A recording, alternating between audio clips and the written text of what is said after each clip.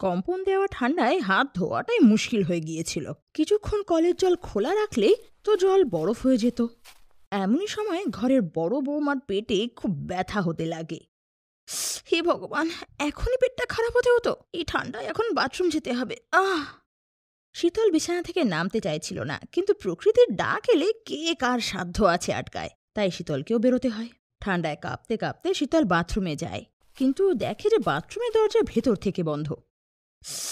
এই সময় আমার বাথরুমে কে আছে ভেতরে? ভেতর থেকে স্বপ্নার আওয়াজ আসে। আমি দিদি। আরে আমি কে, নামটা বলো। আমি দিদি স্বপ্না, খুব জোরে পেয়েছিল। একদিনে কতবার লাগে তোমার, তাড়াতাড়ি বেরো। হ্যাঁ, বেরোয় কি করে দিদি, এই জল তো জমের বরফ হয়েছে, আমি ধুবো কি করে? তুমি একটু বরফটা গলানোর ব্যবস্থা করো না।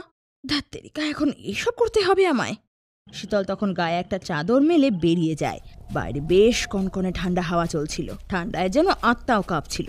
শীতল হাতে মশাল নিয়ে বাথরুমের পাশে চলে যায়। বাইরে থেকে বাথরুমের পাইপ ভেতর দিকে যাচ্ছিল, সেই পাইপের ভেতরেই জল বরফ হয়েছিল। শীতল মশালের আগুন দিয়ে সেই পাইপের বরফ জল করতে লাগে, আর কিছুক্ষণের মধ্যে বাথরুমে জল চলে আসে। স্বপ্না কাজ শেষ করে নিজের ঘরে চলে যায়। এদিকে শীতল আর দাঁড়াতে পারছিল না। আর আটকাতে পারছি না আমি, তাড়াতাড়ি বাথরুমে যাই আমি, আর তারপর লেপের ভেতর ঢুকে পড়ব। শীতল বাইরে থেকে যেই ভেতরে আসে, দেখে বাথরুমের দরজা আবার বন্ধ। আরে এবার কে ভেতরে? আমি সুমন দিদি, 10টা মিনিট দাঁড়িয়ে যাও, কেন জানি না বিকেলবেলা ফুচকা খেয়ে নিলাম। শীতলকে আবার দাঁড়াতে হলো, আর আবার মশাল দিয়ে বরফ জল করতে হলো। এভাবে এক এক করে বাকি যারাও বাথরুমের সামনে চলে আসে। শীতল এবার আটকাতে পারছিল না, তাই বাড়ির বাইরে একটা জায়গায় বাথরুম করে বরফ দিয়ে ঢেকে দেয়। আহা, পেটটা এবার গিয়ে পরিষ্কার হলো। ঘরে 5টা বৌমা, আর তাদের আবার একটা শাশুড়ি আছে, কিন্তু 6 জনের জন্য ওদের একটাই বাথরুম। আর সেই জন্য 5 বৌমার সব থেকে বেশি অসুবিধে এই শীতের সময় হয়। ওদের সবার স্বামীরা বাইরেই থাকে, আর শীতল ঘরের বড় বৌমা হওয়ার কারণেই ঘর সামলাতে হয় ওকে। আর এই বছর একটু বেশি ঠান্ডা ছিল, বরফ পড়া যেন থামছিলই না, তাই সমস্যাও অনেক বেড়ে গিয়েছিল। পরের দিন সকালে বিমলা সকাল সকাল ওঠে, আর 5 বৌমাও ঘর থেকে বেরিয়ে আসে। এসে বিমলা বলে, বৌমা, সকাল 7টা বাজলো, 2 ঘন্টা ধরে চায়ের অপেক্ষা করছি।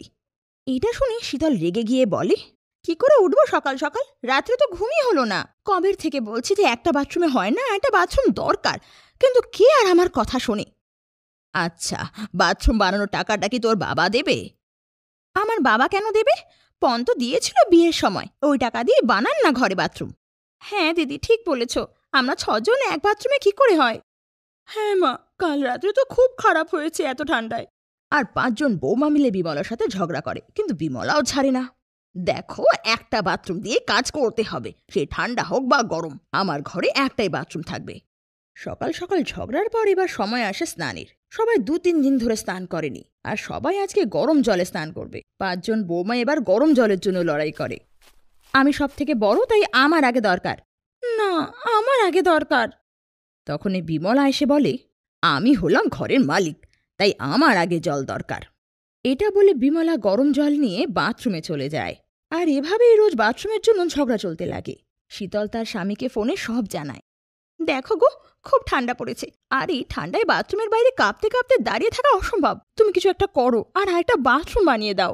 আরেকটা বাথরুম? কিন্তু মা তো এমন কিছু বলেনি, উনি তো একটা বাথরুমে খুশি। খুশি হবে না কেন? উনি তো সবার আগে ঢোকেন, আর আমরা দাঁড়িয়ে থাকি বাইরে, তার উপর আবার ওনার কথা। দেখো শীতল, আমার মায়ের ব্যাপারে উল্টোপাল্টা বলবে না। আমার মা যদি না বলে আরেকটা বাথরুম তৈরি হবে না। শীতলের স্বামী ফোন রেখে দেয়, আর ও কাঁদতে বসে। কোন ঘরে আমাকে বউ করে পাঠালে? আরে কেমন শাশুড়ি আমার ঘরে! শীতল এদিকে কাঁদছিলই, তখনই হঠাৎ দরজায় কেউ ঠক ঠক করে। বিমলা দরজা খুলে তো দেখে ওর মেয়ে এসেছে শ্বশুরাল থেকে। আরে রত্না, আয় মা, আয় ঘরে আয়। না মা, শ্বশুরবাড়িতে খুব সমস্যা, ওখানে খুব ঠান্ডা, বাথরুমে 1 ফোঁটা জল নেই, তাই এখানে এলাম। খুব ভালো করেছিস মা, এবার মা আর মেয়ে মিলে ঠান্ডাটা মজা করে কাটাবো। হ্যাঁ মা, কিন্তু আগে একটু বাথরুম যাব আমি। রত্না বাথরুমে ঢুকে যায়, কিন্তু 5 বৌমার মাথায় আরেকটা সমস্যা। এবার কি করব? ননদজিও এসে গেল, ও তো বাথরুম থেকে বেরোতেই চায় না। হ্যাঁ, সেটা তো আমিও ভাবছি এখন। না, এভাবে কাজ চলবে না, কিছু একটা তো করতেই হবে আমাদের। শীতল এবার মাথা লাগাতে শুরু করে। ওদিকে রত্না বাথরুম থেকে বেরোচ্ছিলই না। সবাইকেই বাথরুম ইউজ করতে হবে। রত্না 2 মিনিটের জন্য বাথরুম থেকে বেরিয়ে আসতো, আবার 2 মিনিট পর ঢুকে বসতো। আর এভাবেই 2-3 দিন কাটে।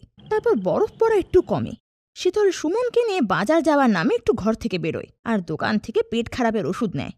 পেট খারাপের ওষুধ, সেটা নিয়ে কি হবে? দেখ এবার, এই ওষুধে আমাদের নতুন বাথরুম বানিয়ে দেবে। সেটা কি করে? আমার কাছে প্ল্যান আছে। ঘরে এসে শীতল বাকি 4 জনকে বুঝিয়ে দেয় আর খাবারে সেই পেট খারাপের ওষুধ মিশিয়ে দেয়। এই নাও মা, আর ননদ খেয়ে নাও এটা। বৌদি, এটা কি? শুধু ভেন্ডির তরকারি? ভেবেছিলাম মাছ মটন বানাবে তুমি। আরে ননদ, মাছ মটনটা আনবে কে? তুমি নিয়ে এসো, আমি বানিয়ে দিচ্ছি। তিনটেই খেয়ে নাও তুমি, কালকে মটন বানিয়ে দেব। কালকের তো খবর পাওয়া যাবে। বিমলা আর রত্না সেই খাবার খেয়ে রাত্রে শুয়ে পড়ে। কিন্তু কিছুক্ষণ পরে রত্নার পেটে গুড়গুড় শুরু হয়ে যায়। আহ, মা, আমার পেটে ব্যথা করছে। আমার পেটেও তো খুব ব্যথা করছে। আমি আগে যাচ্ছি। না না, আগে আমি যাব, দাঁড়া। না, আমি যাব। রত্না দৌড়ে বাথরুমের দিকে যেতে লাগে। বিমলাও তখন পেছনে দৌড়ে যেতে লাগে, কিন্তু বাথরুম বন্ধ। ভেতরে শীতল চুপচাপ বসেছিল। কে ভেতরে? কে? আরে আমি গো, ননদ। তাড়াতাড়ি বের হও, আমি বাথরুমে যাব। সারাদিন বাথরুমে তো তুমিই ছিলে গো, এবার তো একটু বাথরুমটা আমাদের দাও। আরে বড় বৌমা, তাড়াতাড়ি বেরো, আমারও অবস্থা খারাপ। হ্যাঁ, বেরোচ্ছি। কিছুক্ষণ পর শীতল বেরোয় তো মা মেয়ের মধ্যে ঝগড়া শুরু হয়। আমি আগে যাব। না, আমি আগে যাব।